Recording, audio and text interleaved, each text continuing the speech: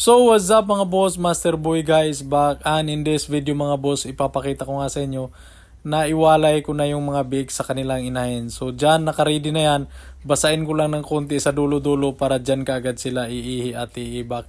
So yan, kinuha ko na dyan yung kainan para mabilis ko lang sila hulihin, nilagyan ko lang yan ng pagkain dyan mga boss, pinlastar ko yan para dyan sila pupunta yung mga bake na yan. Hindi ako mahirapan kasi pagka walang ganyang style nako ay talagang abutin tayo ng 2 araw bago mahuli.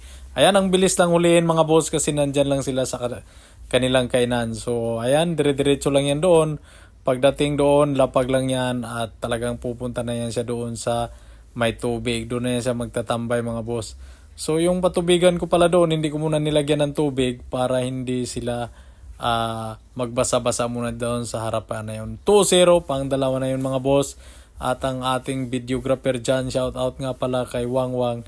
At tapos dala-dala na natin yung pagkain dyan para dyan naman ay lalagyan ko rin sila ng pagkain mga boss. So ang style ng pagkain natin dyan is dry feeding lang, tapos may nozzle tayo dyan para sa waterer nila.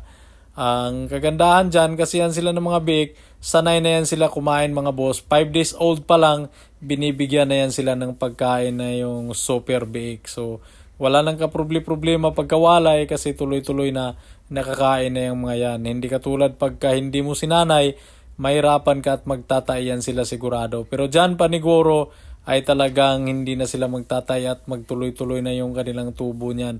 Wala nang istorbo kumbaga mga boss. So yun lang yung mga style at mga teknik ko dyan mga boss para naman na hindi maistorbo yung tubo nila. Ayan, medyo pahirapan pero nako, huli ka, batik-batik na yan.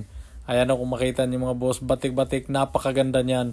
Talaga namang quality ang mga bake na yan mga boss, kaya swerte naman ang nakabili. Shout out nga pala sa nakabili, wag na nating pangalanan at baka top secret pa yon. Ay talaga nga namang quality yan mga boss. So yun, what's up mga boss, success na nga, nailipat na natin yung 17 piraso. Nilagyan natin sila ng laruan nila dyan tapos ayan, pagkain, maglalagay tayong pagkain mga boss.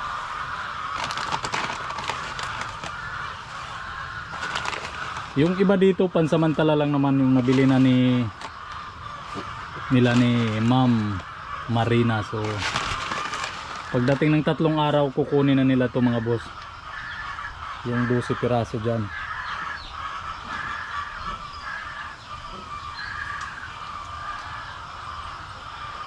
So ayan na, kumain na kayo at mag-enjoy kayo dyan mga boss ha.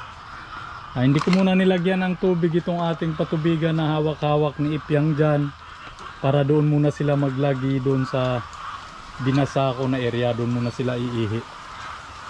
Tapos